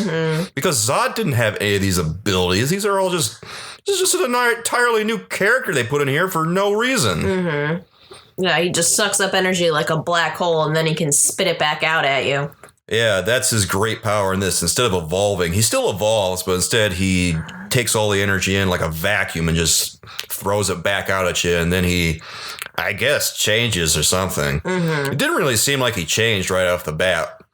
Yeah, it kind of seemed like he absorbed that nuclear energy and then that's what did it. Yeah. Like it was specifically the nuke that was just so much energy that now he's just... raging lava. Yeah, FYI, the military fired a nuke into the atmosphere at Superman and Doomsday while they were fighting. Mind you, that seems short-sighted. Superman was already knocking Doomsday into vacuum to get him far and far away from Earth. Which was a pretty good plan, honestly. Yeah, that was a better plan than firing a nuke. Oh, you fired a nuke into the atmosphere. Wow. Congratulations. Congratulations, nuclear winter, guys. Right. Holy shit. Holy fallout. Dude. Why? Don't they know how nukes work? Right? And they're like, there's no casualties. And the guy's like, yes, there will be one. Superman. And it's like, there will be literally everybody underneath your firing point. Literally all of Metropolis at the very least. Oh my god, it's going to get into the water table. It's going to be a whole thing. You're going to cause so much harm with this. Catastrophic birth defects. This is just going to be the worst thing that's ever happened. They never really go back to it. Not here, not in Justice League. This has no effect on the rest of the movie. And it is so destructive. Right. You have no idea how bad firing a nuke into the atmosphere is. Very bad, especially the first time it rains. It's awful. It's a terrible idea. It would wipe out the dinosaurs. Didn't they ask anybody anything? Didn't anyone say anything about this before someone made a decision? Right. Does literally nobody on the set know anything about nukes? I guess not. I don't think they contacted a single science person. Isn't that what someone on the set is supposed to do? Yeah. Shouldn't someone just ask a question before they actually go ahead with something this destructive? Somebody way back on the script proofing process should have caught that. Don't they have editors? Yeah, they should. What do these editors do? Getting high. It's literally their job. Right. They had one thing to do, correct continuity errors and look for stupid things and make sure they don't get in there. Yeah, and you still fucked it up. Jesus Christ. So, yeah, man, that, wow. It's just another thing and a litany of things that are wrong with this movie. Yeah. You know, the thing about Batman v Superman is that it's kind of a mix of like lots of boring bullshit and then some moments where you laugh out loud. Yeah, but not for the reasons that they wanted you to. Yeah, it's a lot of unintentional humor. And some moments that are just outright confusing, like the dream sequences. This movie is propelled by dream sequences, it feels like. Yeah. So much so that there's one where Batman is in the desert looking for kryptonite, and he's in some kind of Mad Max apocalyptic future. Yes. He's wearing a mask over his mask, over his bat mask. He never had time to develop a desert bat mask. Right, and keep in mind, this is a Batman who changed in between his fight with Superman and his rush to go save Martha Kent. He changed, so he obviously has multiple suits and likes to use them. He didn't come up with like a desert bat suit. At this point, it kind of seems like Batman might be a furry. Oh my God, right.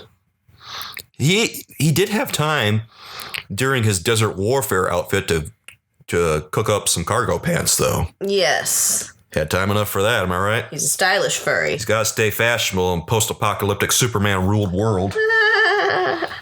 And the thing about this scene is it's one of the more disturbing scenes in the movie because it seems so unlike Batman to be like this because he's just snapping necks, pistol whipping, shooting people left and right. Right. It's a dream sequence, but still, it's Batman's dream sequence. It's also a psychic dream sequence. Yeah, because you see all kinds of parademons in the movie. And the first time I watched this, I didn't know what the hell those were. You see all these guys with wings flying around, and you don't know what they are because Justice League wasn't released yet. Yeah, that was... It's not till Justice League gets released that we realize, oh, those are parademons because Batman fights them first thing in the movie. Right, and I guess it's kind of a fun Easter egg, but it also doesn't make sense because it was a dream sequence. Yeah. You're just watching this wondering, how does Batman know about these? How does Batman know? Does he have psychic powers? Is he a superhero now? I don't know. And also, does Batman have some kind of subconscious desire to just shoot everybody? Oh, for sure. I thought he had a phobia of guns. He's supposed to, but this particular Batman really seems to love guns. He loves them so much, he Kool-Aid Man through a wall and shot a guy. Yeah. That's at the very end where he's saving Martha. Literally, guys, he Kool-Aid Mans through a wall. Oh, yeah. And then commandeers the big-ass machine gun that the guy in front of him is holding. Shoots the guy's gas tank that's holding a flamethrower and has it trained on Martha. And then he ducks and covers Martha and saves her.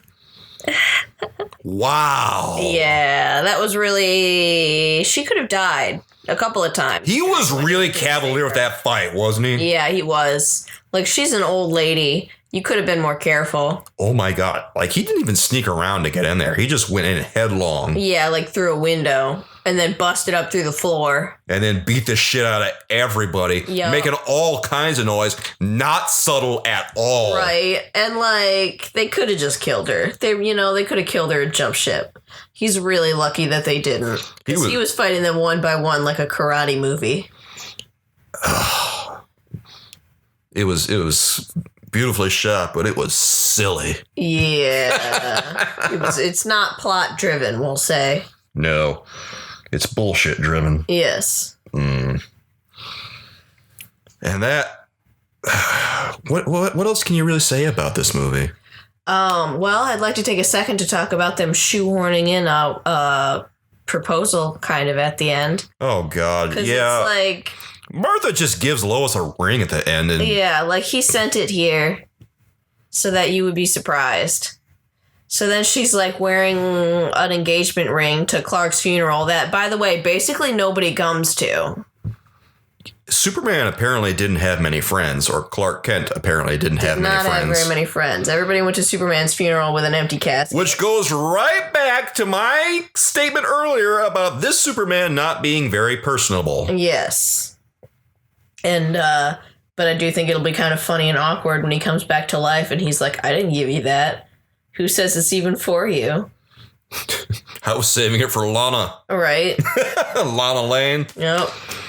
The other girl that he went out with before Lois. Before he left Smallville. Mm-hmm. Yeah. His first love. Oh God. I can't believe this movie. A lot of it. Yeah. It's...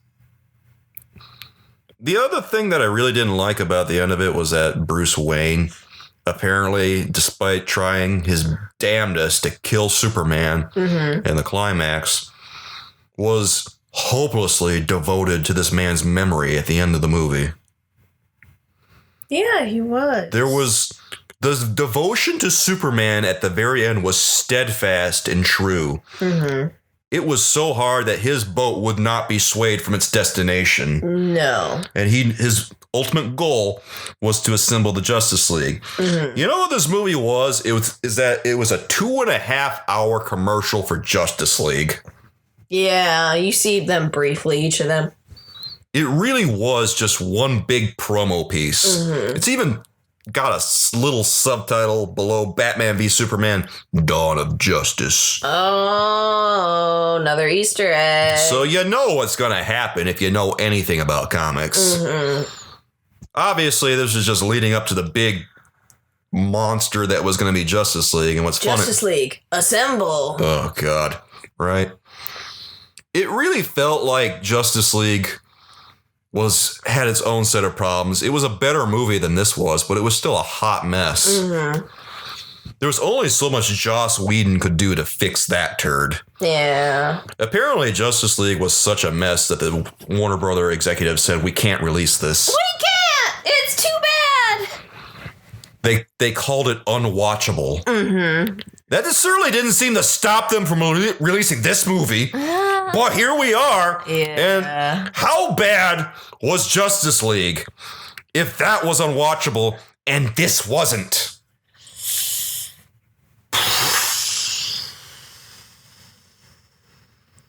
Yeah. It had to have been special. Ooh. It had to have been a mess. And this was already bad enough. Right. Because this one, it had all kinds of references to all kinds of DC Comics stuff. It was all over the place. But the references they had wouldn't make any sense unless you actually read comic books your entire life and stuff. Yeah. Like to the average viewer, all these references mean absolutely nothing. Mm-hmm. You're just watching this going, what is going on? I can confirm that. Because, yeah, you don't know much about comic books. Yeah. So you're watching this going, what is even happening? Right. Like, and I'm watching it going, well, I recognize that, but in the context of this movie, I don't know why it's here. Yeah, you're like, I know what this is, but it does not belong here.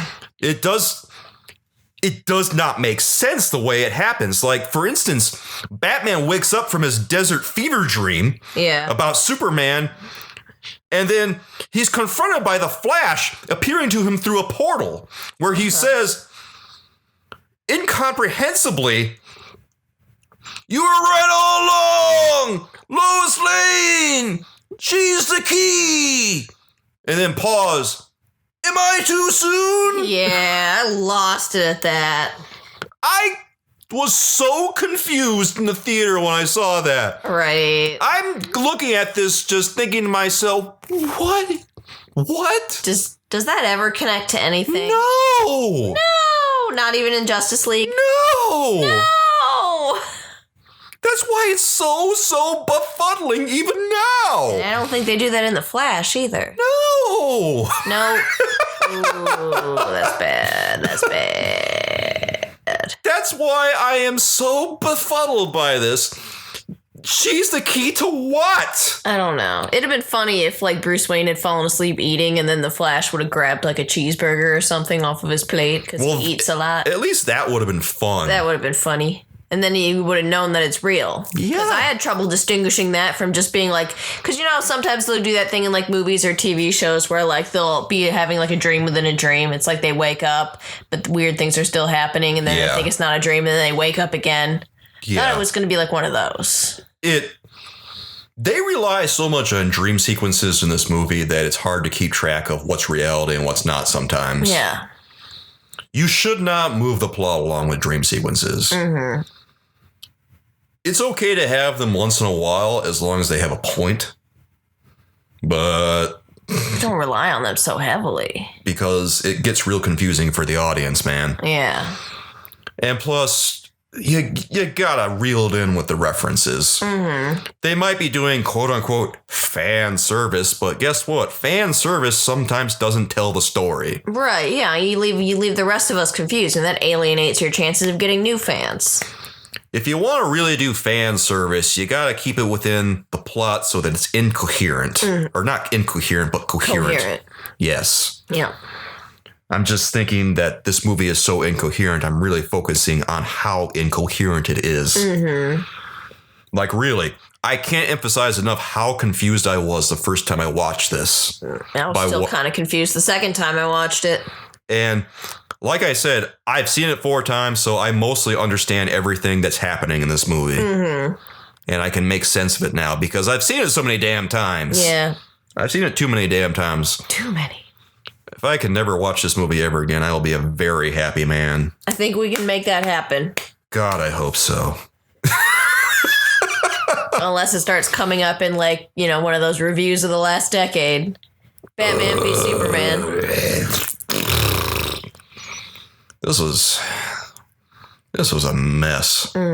Just it was a mess. It was. It's okay. We'll be okay. We're gonna be okay. I'm just gonna need time to recover from this one. That's fair. I mean, this movie has just been dragging me through the mud for about 4 years. 4 years about. God almighty, my life. Oh. Is there anything that you think we left out about this? About what actually happened here? We don't need to talk about anything else. I guess we could talk about how Lex made some other reference himself where he said, he's coming! Oh, yeah. And again, I'm asking... That's how they end it. And again, I'm asking, who? Who's coming? Coming. You can't put... What does he say? You can't put the something back in the something. Yeah, you can't put the cat back in the box or some bullshit. Yeah. Something that didn't mean anything. Yeah. And again, I'm just sitting there going, who? Who? What are you talking about?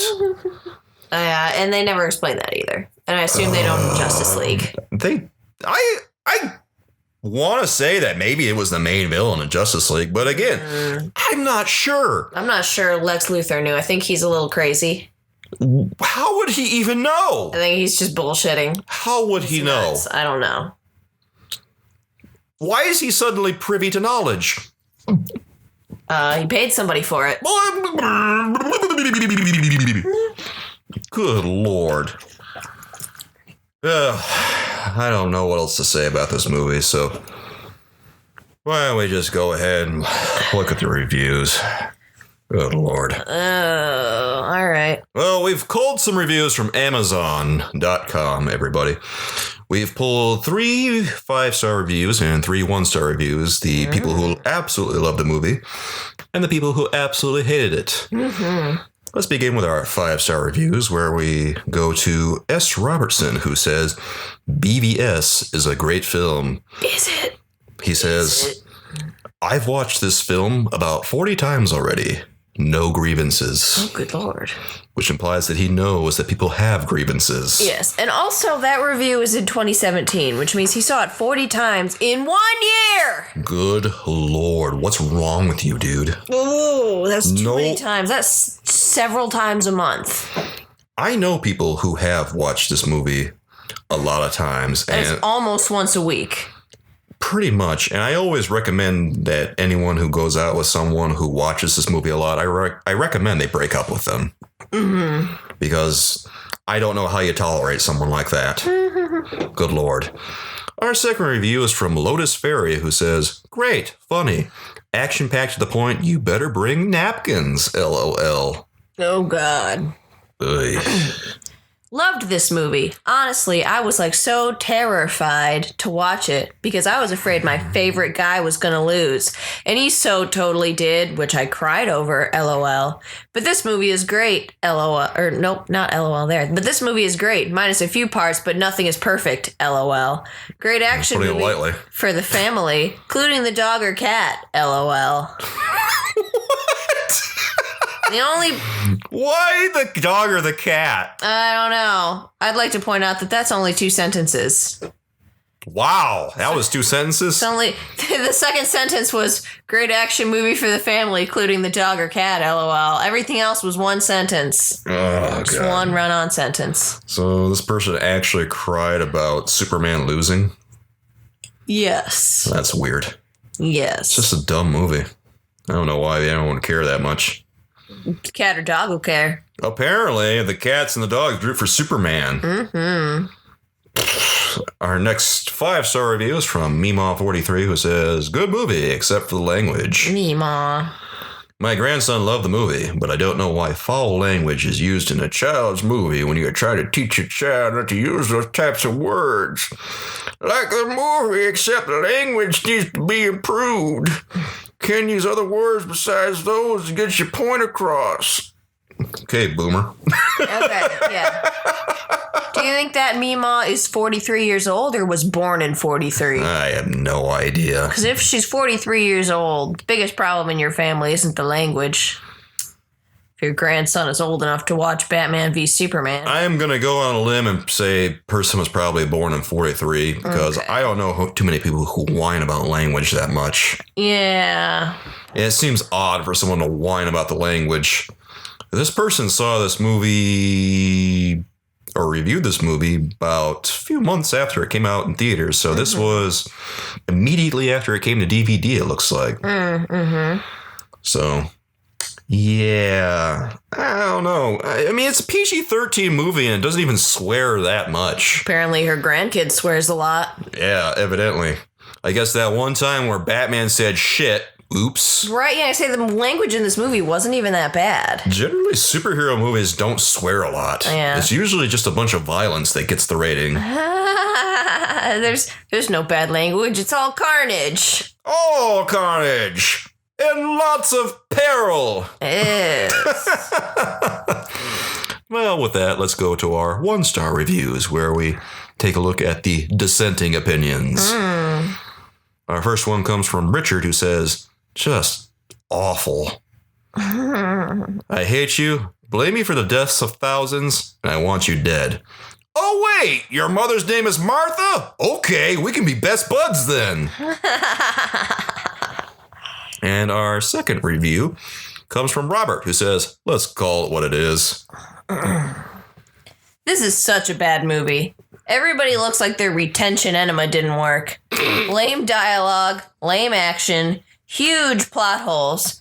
It's actually sad to think how much money was dumped into this fiasco. Don't waste your money. Donate it to anti-stupidity causes. He's so mad.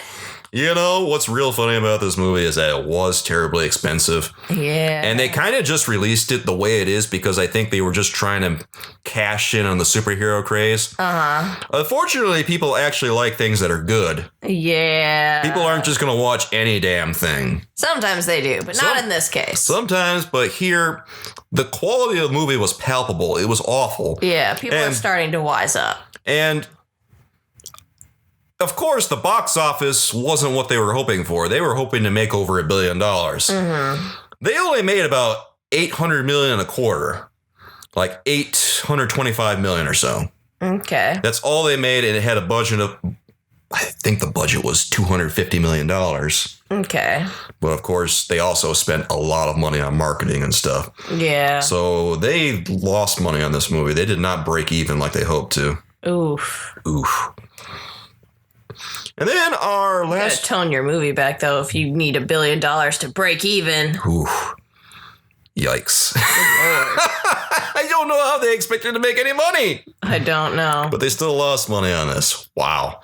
I think they expected that because it was Batman and Superman, that they were going to make a lot of money. We'll get Batman fans and Superman fans. Oh, we're going to rake it in, guys. Doesn't matter what we put on film, they're going to watch it.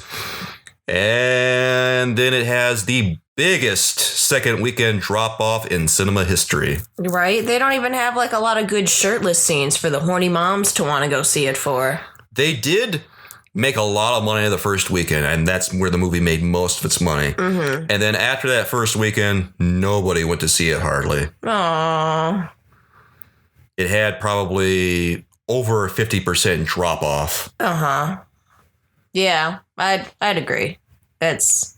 because word it got around real fast how bad it was, and that's why you didn't want to go see it again with me. Yeah, I didn't want to see it again with you. You just wanted to see it. Yeah. And you had free passes. I said, fine. Fine. Let's go see it. I believe you said you'd go if there could be snackies. And snackies there were. Yes. I think I refilled my drink probably 4 or 5 times during the course of the movie. And then you're just getting like caffeine rage. Why are you going so often? Because I can't stand it. And I'm drinking so much. All right. And I have to pee. Yes. Our last 1-star review comes from this person called Mamba, who says, "This may be the worst thing I have ever witnessed." They say it was like watching a 1,000,000-car pileup that went on forever, and your grandmother is driving every vehicle involved. Oh, Jesus. That bad, huh, Mamba? Yep. Reviews from Amazon.com, everyone. Batman v Superman. Delightful, delightful opinions. It's the same as watching your grandma get in a car wreck. Ugh, it might as well be. Might as well be in a car wreck yourself when you're watching this. Yeah. It's gonna take you for a ride. Let me tell you. Oh, man. So, what did you learn from this movie, if anything? That I should become best friends with everybody whose mom shares the name my mom has. I learned that bat brands are very sexual. Oh, yeah. Batman is definitely It's mostly sexual. Yes, Batman's definitely a furry. I learned that I don't have to show caution during dangerous moments because my boyfriend will come save me. I learned getting swarmed by bats causes you to levitate. I learned that you can still be buried with full military honors after being charged for war crimes. I learned that you can be 100+ years old and still look like you're about 25. Oh, yeah. Mm-hmm. That's just good genes. Oh, man. I need those kinds of genes. I learned that if you find an abandoned vehicle, it will offer you command. I learned Superman bathes with his shoes on. Thank you. #never nude.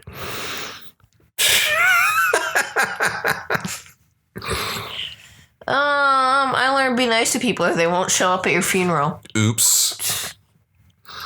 I learned Jolly Ranchers are an effective bribe. Ooh, I learned that you can drive the Batmobile through a boat. Oof. Like a big-ass Titanic boat. I learned ship. I learned that if a building collapses, you can expect to see a horse walking through the dust. Well, of course. Who else is going to ferry you on your way? It's the Pony Express, Soulkeeper. The mail must be delivered through wind, rain, sleet, or disaster. And if not by man, then by horse. Yes. I'm putting the pony back in Pony Express. We're going to put that pony to work. I learned the Flash's primary hobby is trolling Batman with time travel.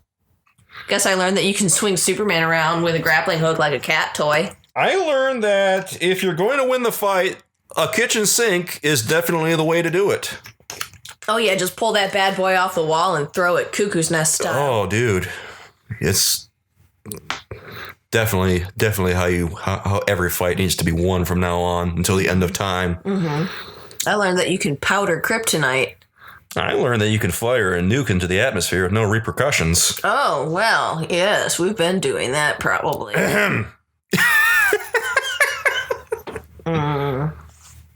I learned that Batman can take a knife to the torso, but the head is off limits. Oh, yeah. You can get shot at point blank range and be just fine. He took a bullet in the head and it just bounced off like it was nothing. Not even a concussion. Oh, my God. Mm-hmm. That was horrible. I learned that I don't know what kind of fault. I'm confused on why Batman, if he just learned about kryptonite, why he didn't try doing what Lex Luthor did and just stabbing him with it. Why he bothered to like powder it up into a little like inhaler grenade, like mustard gas style.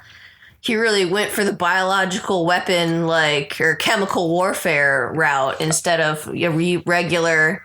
It seemed like Batman method. Seemed like he was trying to play the long con here and lure Superman to a false sense of security. Yeah, it was weird. It was creepy. On some level, if he had just pulled out a glowing green blade, it might have been a little weird. Yeah, I guess. And Superman might have been wise to it. I guess. As soon as he felt himself, realize I'm getting a little sick here. Yeah, I say, but doesn't he get sick just from being near it, or does he have to actually touch it? He has to be near it.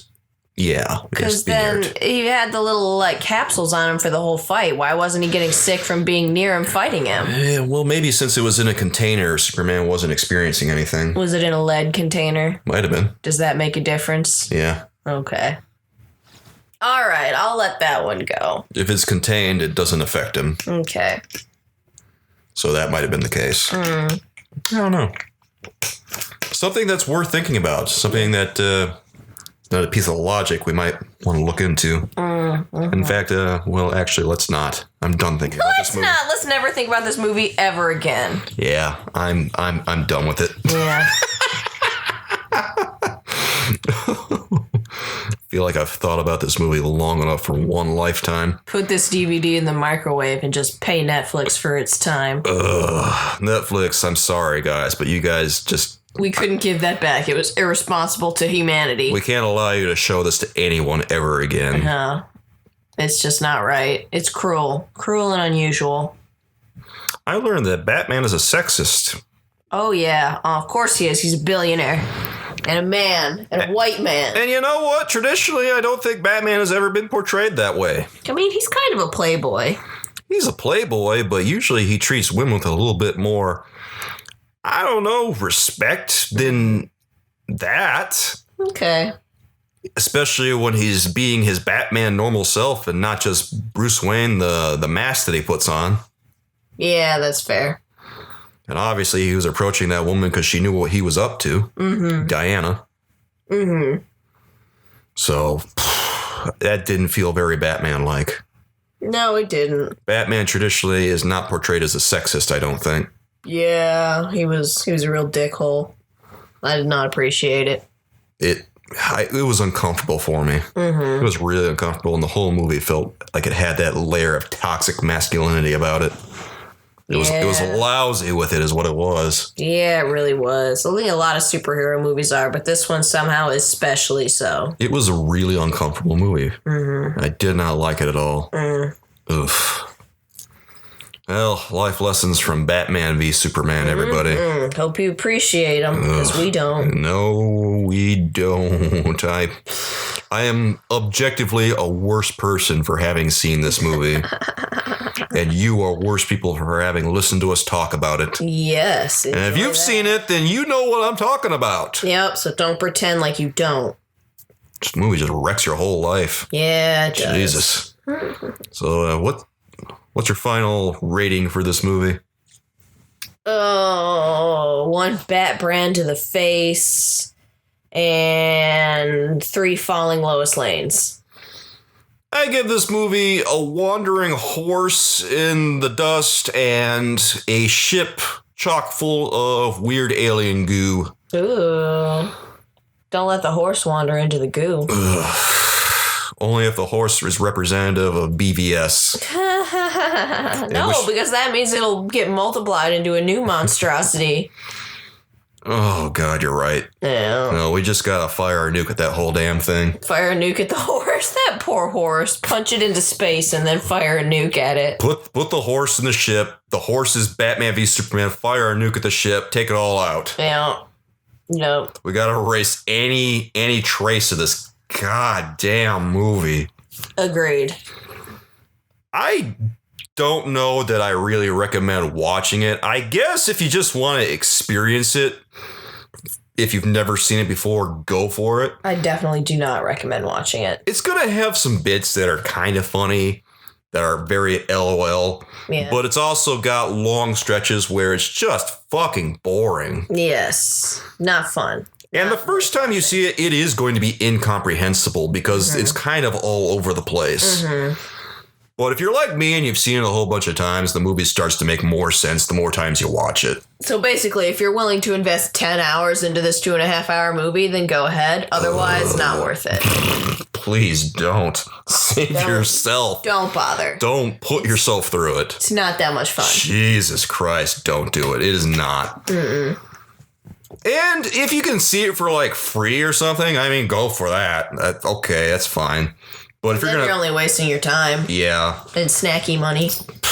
If you can find it like the library, I guess go ahead.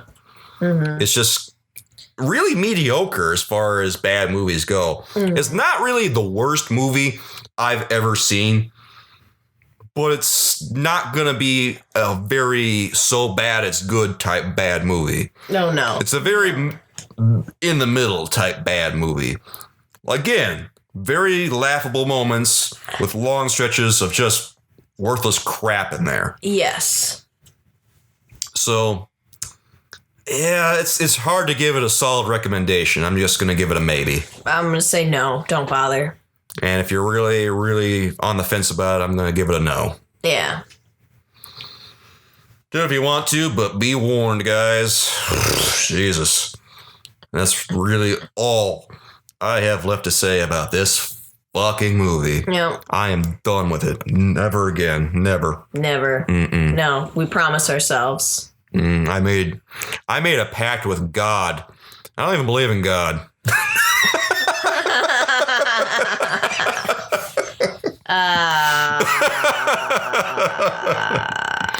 Good Lord.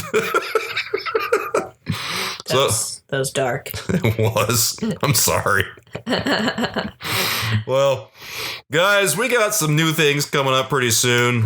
If you haven't checked out our Cats review yet, be sure you check that out. It's part of our new series, A Night at the Bad Movies, that we're going to be doing monthly, probably. Yes. And then our next bad movie that we're going to be doing in a couple of weeks, our classic bad movie review, as we like to call it, or just our standard bad movie review. We're going to be doing Juno, which is supposedly a good movie, but if you actually watch it, it's actually terrible. Yes, there's two kinds of bad movies. The kind that people know are bad and the kind that people think are good. People think Juno is good, but it's trash. And we're going to tell you why. We absolutely are, and I can't wait to tell you, well, we can't wait to tell you all about it.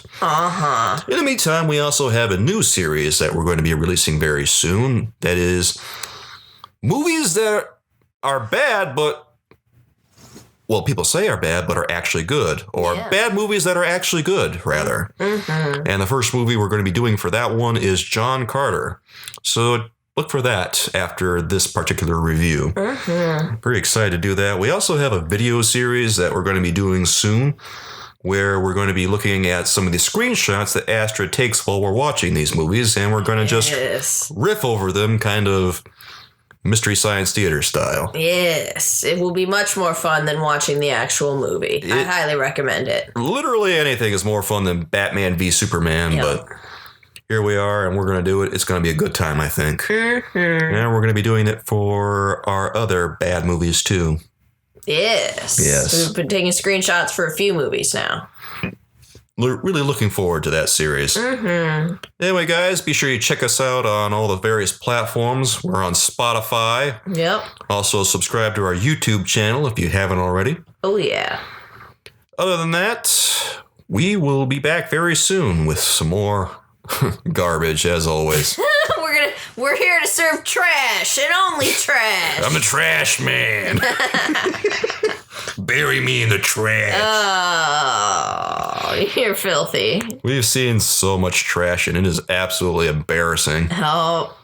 A lot of people don't understand why we watch so much trash. I think your mother asked us, why do you watch so much trash? I'm pretty sure my mom asked me too. Yeah. And then my grandma asked too, like, why do you watch bad movies when there are good movies? I guess it's just because I like to savor the failure of others. Uh-huh. I like to taste the failure. Yeah. So now she thinks she connects with us over bad movies because we were finishing Batman v Superman and she comes back because she lives with my family. And she was like, oh, I just got done watching a bad movie too. It was so boring, I turned it off. And it was like a Queen Elizabeth movie because my grandma's classy and she, you know. And she said she only watched or heard maybe 10 minutes of Batman v Superman. She said it sounded awful. Yeah. She wasn't even facing it. She could tell it was bad. That's how palpable the atrocity of this movie is. Yes. That people can just listen to it and know, ooh, that's sucks. Bad. Well, guys, until next time, we'll see you later. Love from us to you. Bye-bye. Bye.